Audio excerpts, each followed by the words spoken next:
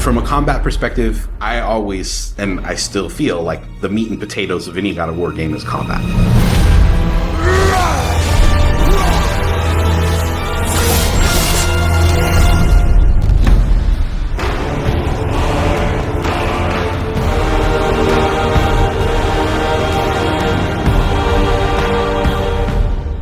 My name is Roberto Clemente. All my friends call me Bert.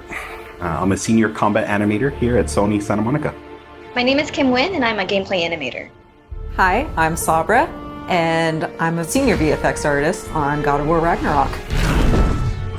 My name is Grace Pan, and I'm a gameplay animator in God of War Ragnarok.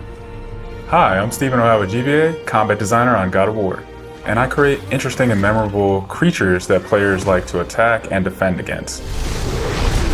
As an animator, you gave life to characters. You make them move, you give them personalities, you give them weight.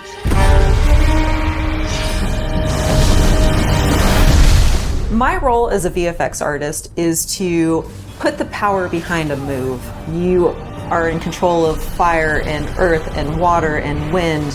Whether you are throwing your axe or on the receiving end of an enemy spell, VFX is what really gives the movement and the danger to every move that a character or enemy makes. I work really closely with the design team and the tech art team on this project specifically. We actually work a lot with camera, along with the guidance of our great camera team, so I find myself doing fight choreography sometimes.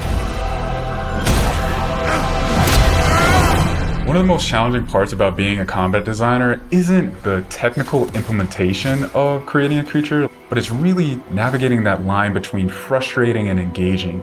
We want to make something that makes players lean forward and focus and really try hard against an enemy and feel good about overcoming that, but we don't want to make them feel defeated if they can't figure something out. And then it feels rewarding when you win, not because it was impossible, but because it was fun and engaging.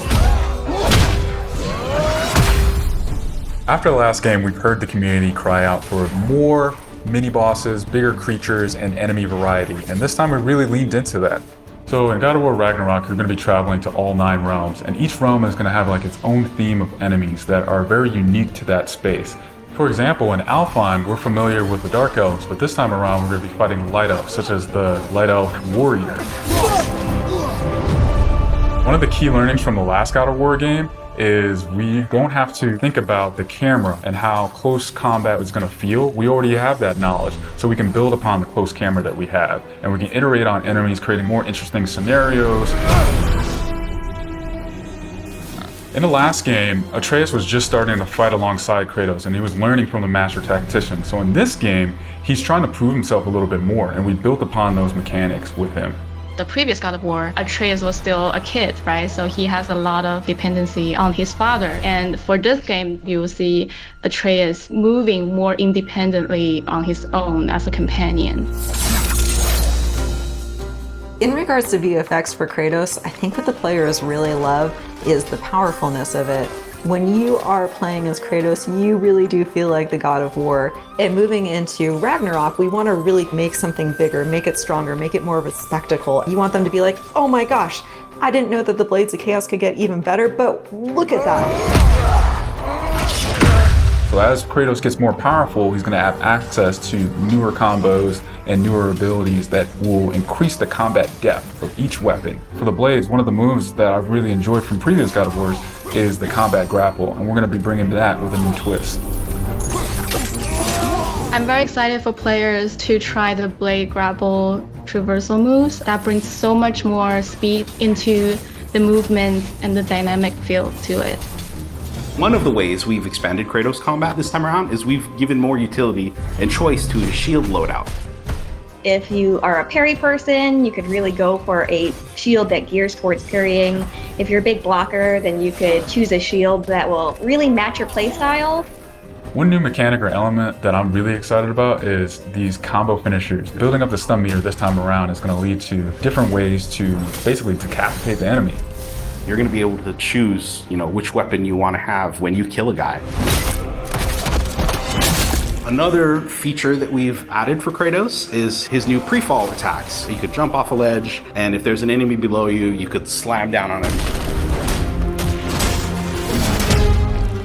There's such an emphasis on verticality in some of these fights that it's super engaging. And as Kratos, now that you have so much mobility and that you can also take advantage of that verticality, I think it just adds such another interesting layer to a fight.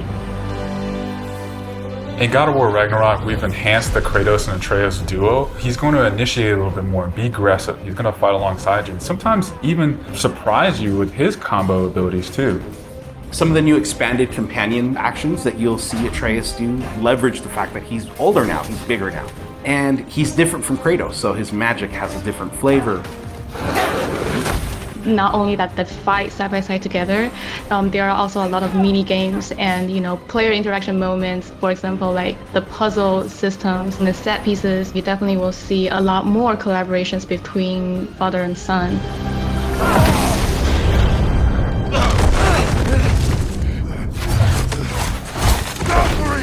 Odin must have sent them! There's so much that goes into building a big set piece. You basically iterate and iterate and iterate, and it takes testing and just seeing what works to really figure out the personality of something. Basically, every department gives it their all to make things really spectacular. There were a lot of different times that I would look back at God of War games just through the ages. Before 2018, there were so many amazing, huge boss fights and set pieces that it was a huge inspiration for me on my time on this project. For the Old Father! Our design philosophy for creating new and memorable enemies is basically making them a combat puzzle, similar to like chess, and focusing on the chess pieces. Each piece has its own theme and its own use. You need to be able to see what's happening in an instant and be able to react as the player. There's a couple of different ways that we go into making an attack very readable for the player. Sometimes we add a signature audio cue, or we'll add the different rings, such as what we did in the last game, that lets you know that this attack is unblockable, you need to dodge it. There's so many different ways that VFX really helps not just show what an enemy is about to do, but show who the enemy really is.